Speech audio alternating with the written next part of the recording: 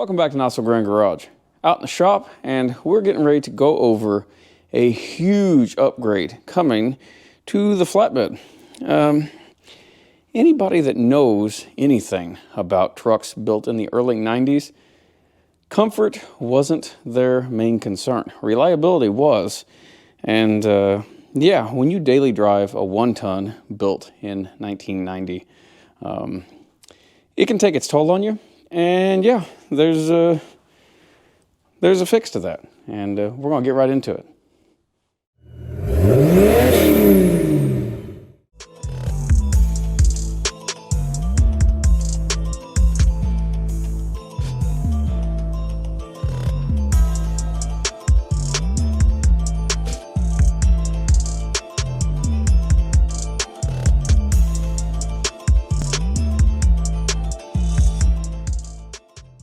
So we partnered up with Sky's Offroad Design. You see their banner hanging up in the background. And we are going to be trying out their Bricknose Super Duty RSK, which what that consists of is converting from a front swing shackle to a rear spring shackle setup, and we'll be utilizing new Super Duty springs. Now, as you can see, I've got everything from the kit laid out here on the floor. I do not have my shocks yet. There are some odds and ends I'll have to pick up. But yeah, this will greatly improve ride quality. But we will not lose any carrying capacity, which is a big deal. This is a 1-ton truck. It's built to carry weight, and I don't want to lose any of that capacity. So let's get right into it. Don't mind little spots of surface rust and everything else. I've been sitting on these parts for a couple weeks now.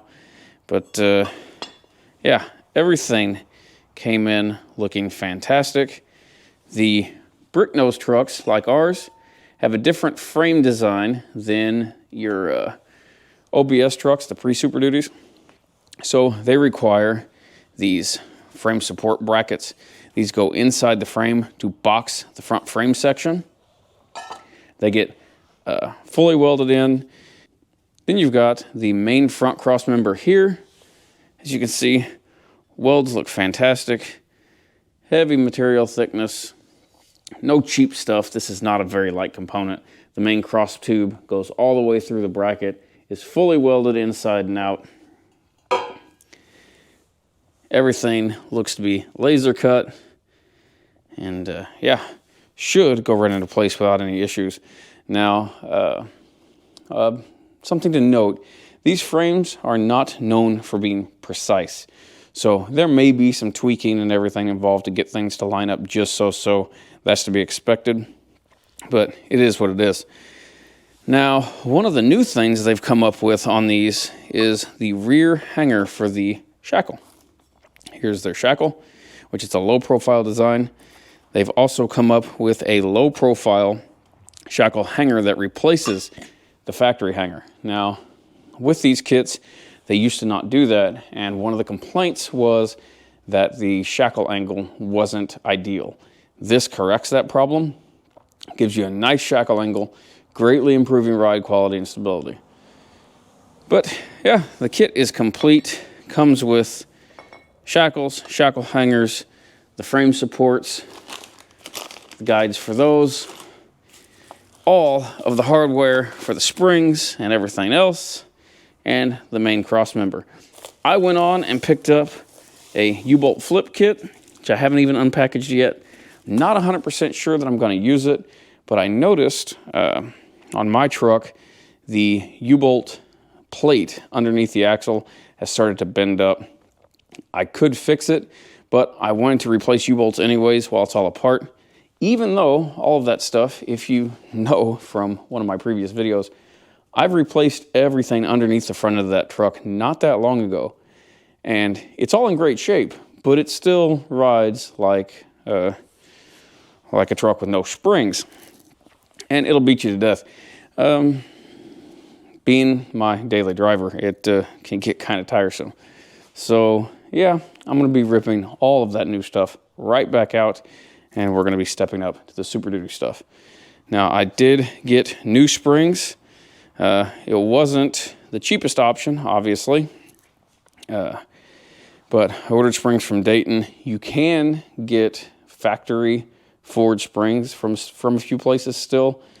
A couple online dealers, I found them, and actually I found them after I had already ordered these Dayton springs. You can find OEMs for cheaper than you can find these Daytons, which these Daytons came from Rock Auto. The price wasn't terrible on them, but you may be able to do better if you hunt around a little bit.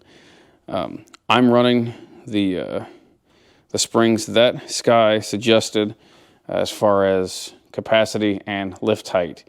With this kit and a stock front end, so no added weight, you're looking at about 2 inches of lift in the front, which will level the truck a little bit. It may be a little nose high, but it should be mostly level. Now, with the bumper I've got on the front of the truck being as heavy as it is, it probably won't lift at the full 2 inches, which will be fine by me. But yeah, I'm really looking forward to getting all this done. Like I said, all the components are top notch. The fab work looks fantastic on them. The pricing on it isn't bad at all, especially if you don't have the ability or time being my issue, to do all this stuff yourself, fabricate all these parts. Call them up, they'll hook you up. They've got kits for the OBS forge. They've got kits for the Bricknose forge. You can also use this kit to four-wheel drive convert your two-wheel drive Bricknose. You can use this same kit and do it all at one time. Makes it really nice. Also, be sure to check out the video description. I will link every product I use down there, including the springs, the shocks that I choose, any odds and ends that I have to pick up. I will link all of that in the video descriptions of all the videos that I'll be doing on this whole project. So anything that I come across you might need extra, links to that will be in there as well. So be sure to check that out. But yeah, let's go out and take a look at the truck, and we'll see why exactly this is a problem to begin with. So what is the actual issue with the suspension design on these old trucks? The OBSs, the Bricknoses? Well, mainly it starts right up here with this shackle location. See, I put new springs and everything underneath this truck when I rebuilt it, and it still does not ride good at all. But it does serve its purpose. It carries weight well. But let's think about how the suspension moves. So when you hit a bump in this with the setup that it's got right now, with the shackle in the front, as you hit bumps in the road, potholes, railroad tracks, anything like that, the tire and axle assembly want to move up with the spring and naturally are trying to be pushed back by the impact as the truck's rolling forward down the road. The problem is, with this shackle design, this shackle swings forward as the spring compresses, which means the axle will actually try and move forward when the spring goes up. The problem there is the tire wants to go back because of the impact. It doesn't want to go forward. So yeah, you get a little bit of a conflict there, which results in a really harsh impact that you feel in the driver's seat. Not only are you feeling it, but everything else in this truck is feeling it as well. All the bushings, the mounts, everything suspension-wise is absorbing or trying to absorb that impact and can't, because the spring cannot move in a normal fashion with this setup. So what's the fix? The fix is a pretty common one, actually. It's called an RSK. It's a reverse shackle kit, which moves the shackle to the rear of the leaf spring.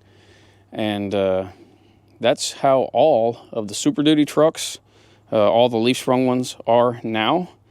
And the ride quality difference is phenomenal. Now, another issue on these older trucks is the front spring length. It's relatively short for what it is, and it's flat. The shorter the spring, the stiffer the ride. So yeah, with the Super Duty longer springs and moving the shackle to the rear of the spring makes these trucks ride substantially better. Still carries all the weight well, and I'm gonna say it reduces wear and tear on a lot of things, because you're not getting the impacts from every little bump in the road, which, if you're feeling it in the front seat, every suspension component, every moving component under the truck is feeling it too. So can't really be good on them. But yeah, we've got a lot of work to do upcoming. I'm gonna get this thing inside. While it's down, I believe I'll be tearing the transmission out as well. And we're gonna send it off, get it rebuilt. I don't have time to handle it myself, and I don't have the tooling for it.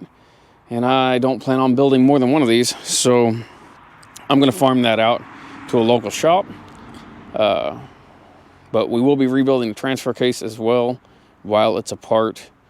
But yeah, that new kit that I got from Skies Off-Road Designs,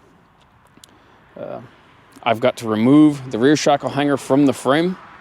So that's going to take probably the most effort, cutting those rivets that are up in the body mount location. If you see the factory mount here has to go away, and there's several rivets, kind of hard to see, tucked up in where the body mount is. So I'm gonna have to get a torch out or something to get up in there and get those cut out. That will probably be the hardest part of it, but yeah, it's gonna be quite a bit of work, but it's going to be well worth it, I have a feeling. Anywho, this video is just kind of covering the gist of what we're going to be doing. So we're going to wrap this one up here. If you got any comments, questions, complaints, drop them in the comment section below. If you would, hit that thumbs up button. Helps us out quite a bit. It doesn't cost you anything. Be sure to check out the video description for links to the products I'll be using. If you haven't already, please subscribe. We appreciate you watching.